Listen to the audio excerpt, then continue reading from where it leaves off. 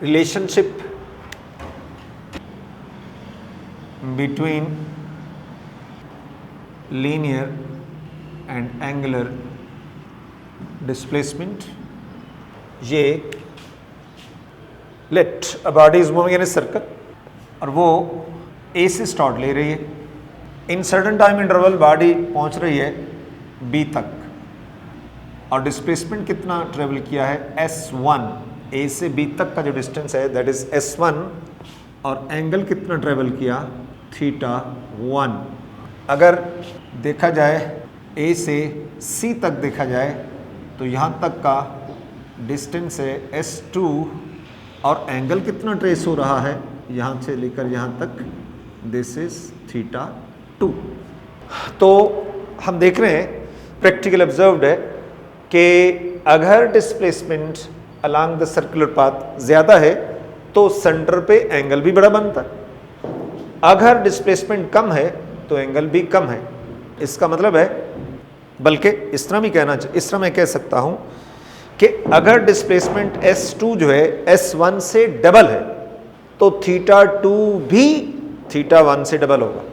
अगर ये displacement A से C तक का डिस्प्लेसमेंट S2 S1 से डबल हो तो एंगल θ2 भी θ1 से डबल होगा। इसका मतलब है कि रेशो जो है लीनियर डिस्प्लेसमेंट की रेशो और एंगुलर डिस्प्लेसमेंट की रेशो ये कांस्टेंट फीचर है। तो let us consider the diagram in which a body moves from A to B and travels the distance S1 and makes an angle θ1. In other time, let it moves from A to C and travels the distance S2 and makes an angle θ2 as shown. So we see that from this diagram, greater the distance along the circle, greater is the angle at the center of that circle. We see that greater the distance along the circle, greater is the angle traced. Greater is the angle traced at center. In other words, smaller the displacement, smaller is the angle traced. So we can say that ratio remain constant. So we can write, इस बात को लिखते हैं कि length of the arc AB over length of the arc AC बराबर है angle AOB over angle AOC. So this is S1 over S2 is equal to θ1 by θ2. Ratio is constant. Ratio is constant. अब इस पे हम एक limit लगाते हैं और लिमिट क्या है, if S1 is equal to R, radius R क्या है, रेडियस ऑफ द सर्कल। तो हम इसको पढ़ चुके हैं कि अगर डिस्टेंस रेडियस के बराबर होगा तो एंगल कितना होगा, देन θ1 1 रेडियन के बराबर होगा। θ1 कितना होगा, 1 radian. So we can write R by S2 is equal to 1 by θ2।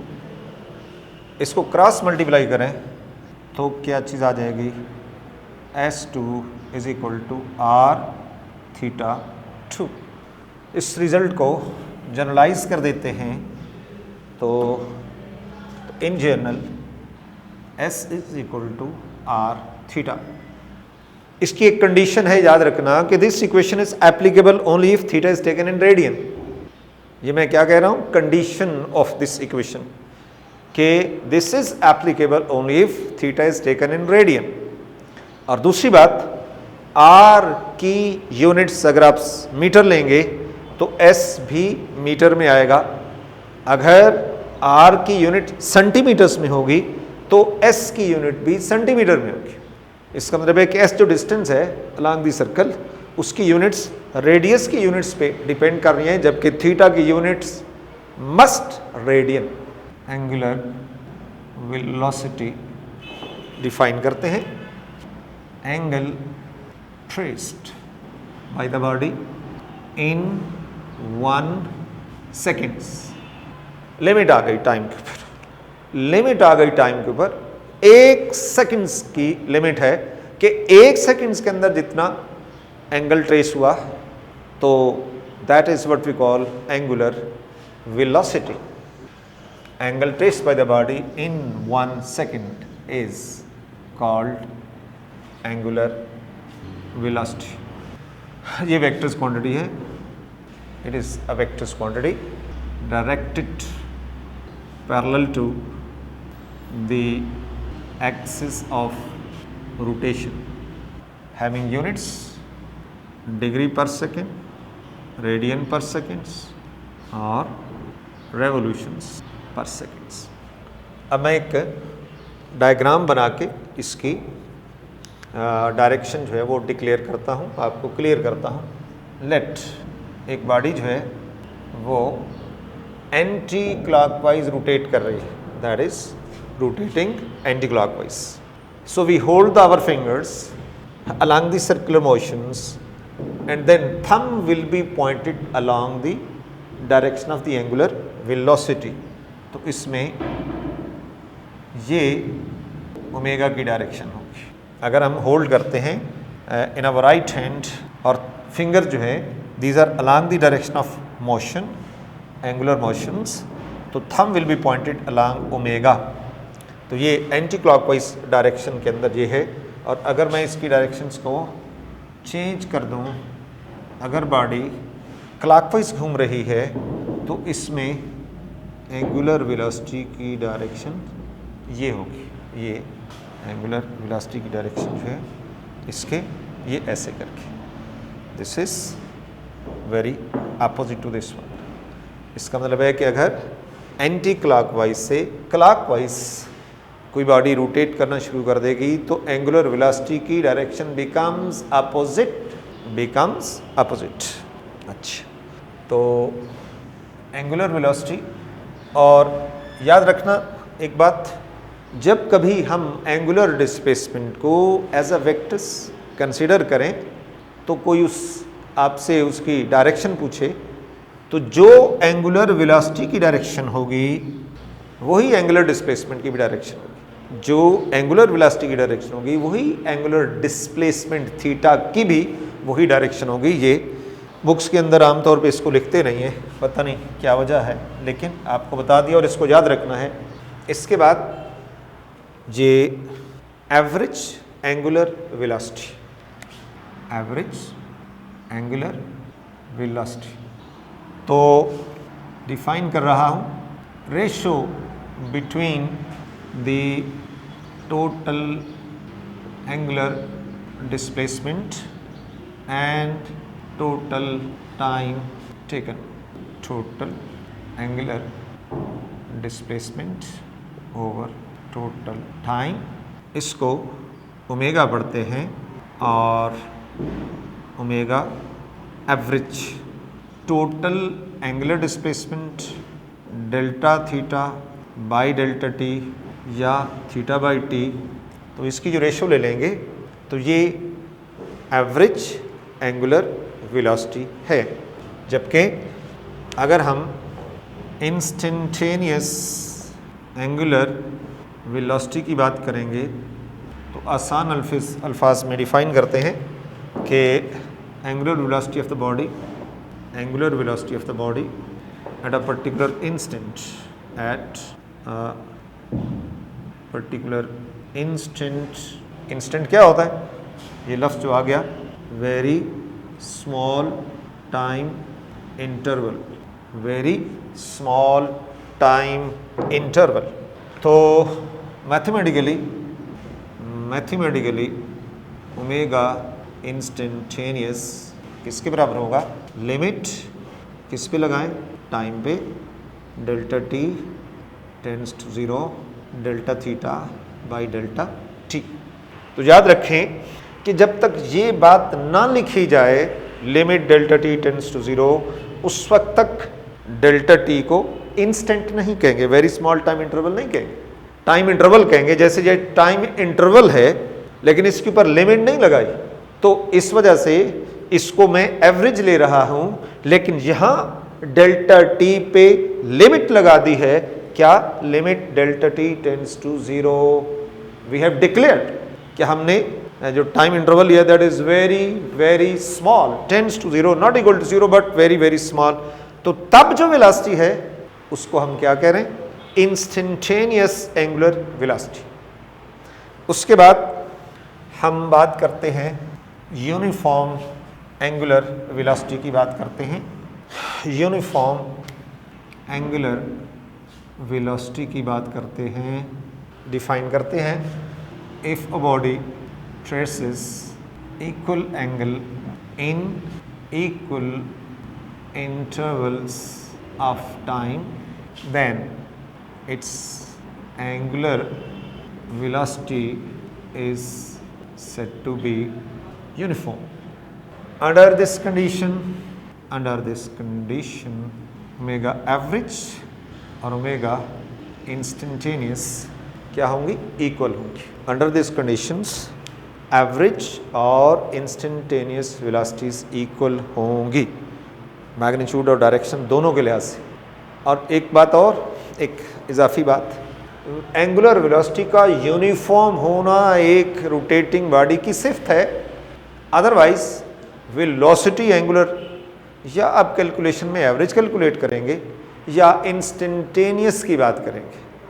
Uniform होना एक सिफ्त है, एक कैरेक्टरिस्टिक है बॉडी की, कि हम उसको कह सकते हैं कि वेलोसिटी की बॉडी यूनिफॉर्म है या नॉन यूनिफॉर्म। दूसरा लफ्ज़ जो आ जाएगा वो क्या है? Non uniform. अगर एवरेज और इंस्टेंटेनियस बराबर नहीं है तो इसका मतलब है वेलोसिटी को क्या कहोगे?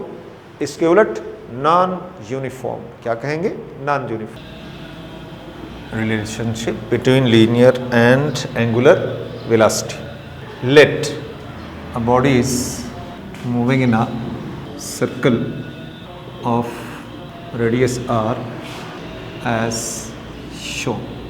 ये सर्कल है जिसके अंदर बॉडी मूव कर रही है।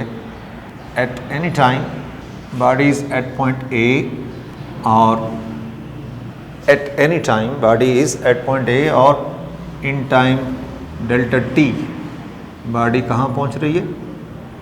बी की ओर पहुँच रही है। डिस्टेंस ट्रेवल किया डेल्टा एस, एंगल ट्रेस किया delta theta. Let the body is moving in a circle as shown at any time t body is at point A, after time delta t body reaches the point B and travel distance delta s and makes an angle delta theta as shown. We know that S is equal to R theta, या delta S is equal to R delta theta, dividing both sides by delta t and applying the limit delta t tends to 0, तो delta S by delta t is equal to R delta theta by delta T, और limit delta T tends to 0 इधर भी, और limit delta T tends to 0 इधर भी, where limit delta t tends to 0 delta s by delta t is v instantaneous, and limit delta t tends to 0 delta theta by delta t is omega instantaneous. So the equation becomes, so we can write left hand side में क्या आ जाएगा, v instantaneous is equal to r delta theta by delta t, limit this is equal to r omega. यहाँ आप देखें कि delta t जो है वो दोनों पैरामीटर्स पे डिवाइड हो रहा है, लेकिन टाइम के साथ r चेंज नहीं होता, रेडियस कांस्टेंट रहता है। सर्कल के अंदर रेडियस की वैल्यू कांस्टेंट रहती है, इसका मतलब है इसका टाइम के साथ कोई ताल्लुक नहीं है, तो इस वजह से हमने इसको अलग कर दिया, लिहाजा ये बना, ये रिलेशनशिप बन गई। So v instantaneous is equal to r into omega instantaneous. तो आखिर में एक बात कि v भी वेक्टर है, ओमेगा भी वेक्टर है, और r को वेक्टर कंसिडर किया जा सकता है, और उसकी डायरेक्शन हमेशा आउटवर्ड होती है, away from the centres, away from the centre होती है। r की डायरेक्शंस एज अ वेक्टर्स हमेशा सेंटर से अवे होती है। तो अगर हम if we consider the vector status of these three quantities, we know that v instantaneous is delta s by delta t, that is v instantaneous has same direction as that of delta s, जिसमें limit भी है delta t tends to 0 वाली, which will be along the tangent, along the tangent।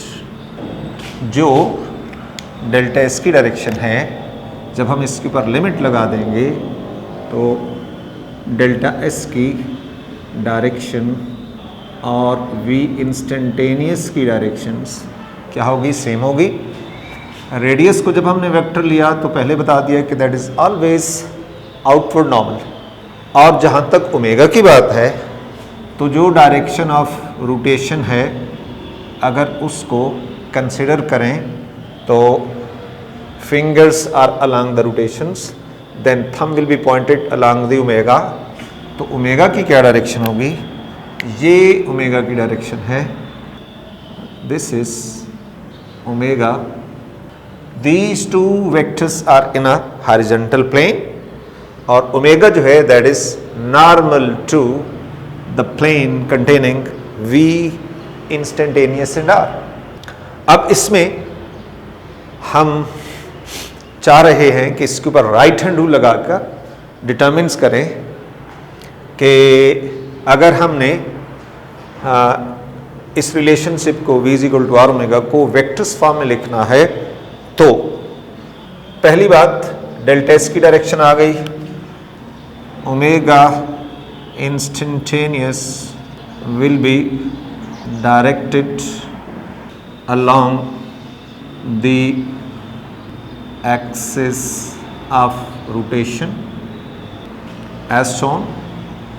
So radius R is taken outward always, away from the center, away from the center. तो अब जब इसके ऊपर चूंकि v is equal to r omega है तो इसमें क्लियर करना है कि आया r को फर्स्ट वेक्टर लें या ओमेगा को फर्स्ट वेक्टर लें।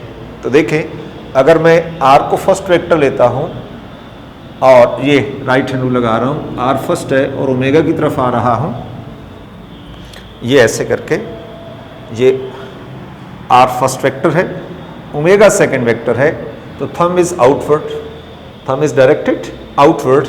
लेकिन यहां डायरेक्शन बता रही है कि v की डायरेक्शन तो इनवर्ड है, आउटवर्ड तो नहीं है, तो इसका मतलब है कि r क्रॉस ओमेगा तो हो जाएगा गलत।